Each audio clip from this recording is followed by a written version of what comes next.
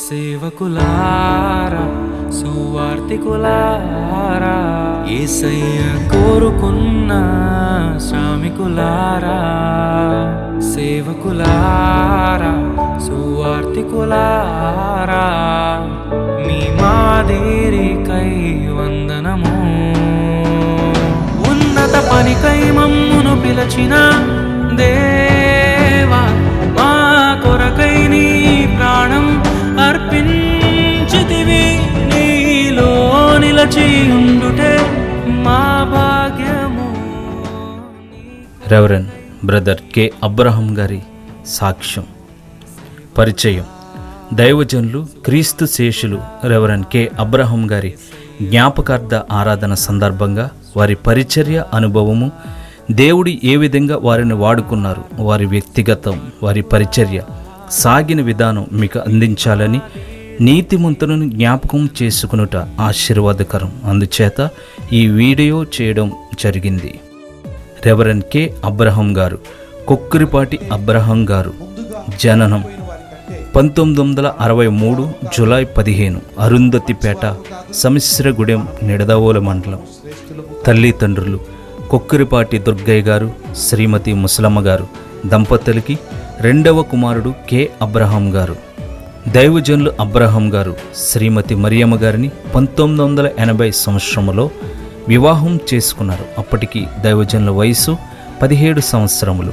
అప్పటికి హిందూ ధర్మంలో ఉన్న కుటుంబం కాబట్టి వారి వివాహం అన్య సాంప్రదాయ పద్ధతిలో జరిగింది. రక్షణ అనుభవం.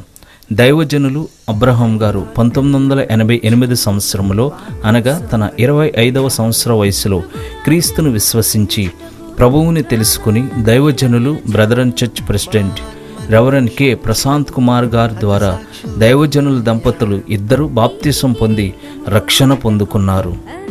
పరిచర్య మొదలు. దైవజనులు అబ్రహాం గారు రక్షణ పొందుకున్న 1988 సంవత్సరం నుంచి పరిచర్య చేయడం ప్రారంభించారు. అప్పటికి క్రీస్తుని తెలుసుకుని ఉన్న దైవజనులు తల్లిగారు ముసలమ్మ గారు దైవజనులు ఇద్దరూ కలిసి పరిచర్య చేయడం మొదలుపెట్టారు. సంఘ స్థాపన.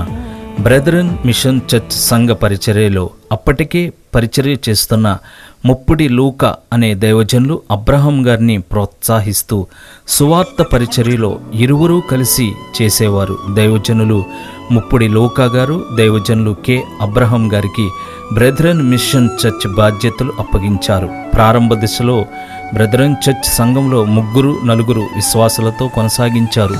1993 సంవత్సరంలో దైవజనులు ఇంటిలోనే సువార్త ప్రకటించేవారు. అప్పటి నుంచి ఇప్పటి వరకు సంఘంలో ఉన్న విశ్వాసులు నేటికి సంఘంలో ఉండటం దేవుని కృప. చర్చ్ నిర్మాణం. 1994 సంవత్సరంలో brethren mission church president reverend K Prashant Kumar గారు చర్చిని నిర్మించి దైవజనులు రెవరెండ్ కె అబ్రహం గారికి బాధ్యతలు అప్పగించారు. సంఘ విస్తరణ. 2-3గా ప్రారంభించిన పరిచర్య దైవజనులు అబ్రహాం గారు అనేక మందిని రక్షణలోకి నడిపించారు. అప్పటికి మూఢనమ్మకాలతో ఉన్న ఈ ప్రాంత జనులు దేవుని కృపతో దైవజనులు అనేక మందిని రక్షణలోకి తీసుకొచ్చి బాప్తిసం ఇచ్చారు.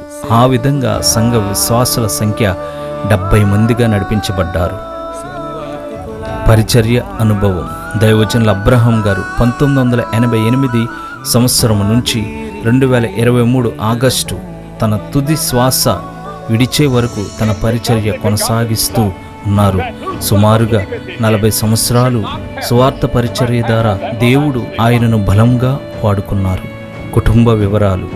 దైవజనులు రెవరెండ్ అబ్రహాం గారు శ్రీమతి మరియమ్మ గారికి 8 మంది సంతానం, 5 మంది మగపిల్లలు, 3 ఆడపిల్లలు.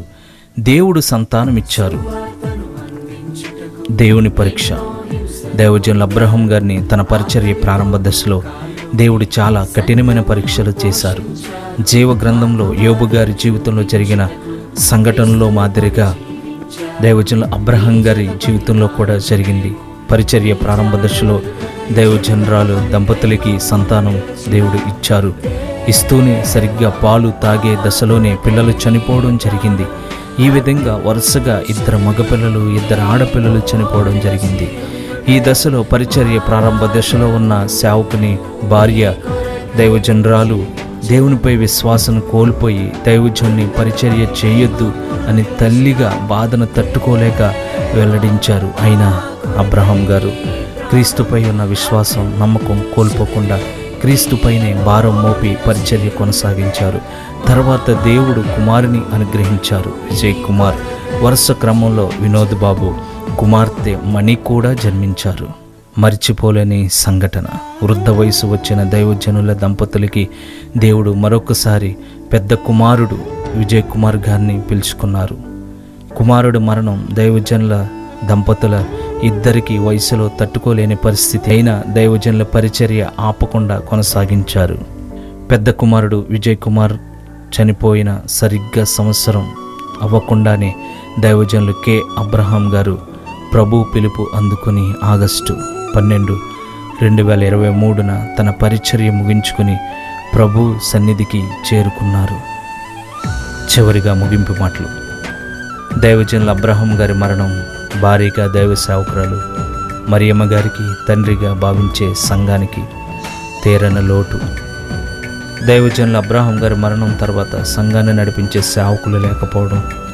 దైవజనరాలు మరియమ్మ గారు దేవుని పరిచర్య ఆగకూడదని ప్రస్తుతం బ్రదరన్ సంఘం పరిచర్య బాధ్యతను ఒంటరిగా స్వీకరించి దేవుని కృపతో, పరిశుద్ధాత్మ ప్రభావంతో, సంఘ విశ్వాసాల సహకారంతో దేవునికి మహిమకరంగా సంఘం చెదిరిపోకుండా కాపాడుకుంటూ సంఘ పరిచర్య కొనసాగిస్తున్నారు.